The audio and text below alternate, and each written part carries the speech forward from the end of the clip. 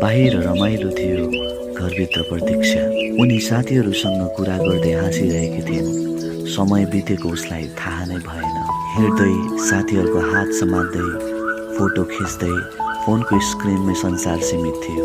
तर उता आमा भने छोरीलाई याद गर्दै, छोरीको बाटो हेर्दै पर्खेर बसिराख्नु भएको थियो। तर छोरीलाई भने साँझ पर्न लाग्दा पनि घर फर्किने कुनै हतार थिएन।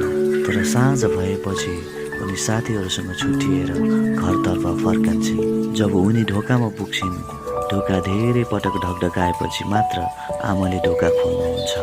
आमाको प्रश्नमा रिस थिएन, केवल चिन्ता थियो। ढिलो किन आयो? पढाइमा किन ध्यान छैन तिम्रो? तर ती शब्दहरू छोरीको मनसम्म पुगेनन्। तर छोरीको कानमा त्यो चिन्ता होइन, रोक लगाउने आवाज जस्तै लाग्यो। अनि छोरीले त्यो वाक्य बोलिदिन्, जुन वाक्यले आमाको मन चुपचाप भाँचियो। तपाईले मेरो लागि के गर्नुभएको छ र?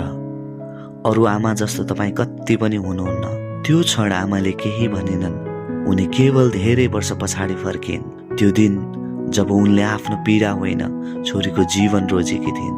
केही त्याग शब्दमा भनिँदैन, केही माया चिच्याएर देखाइँदैन। त्यसैले होला छोरीलाई आमाले केही पनि नगरेको जस्तो लाग्यो। आमाको त्याग देखिँदैन, हामीले यसलाई महसुस गर्नुपर्छ।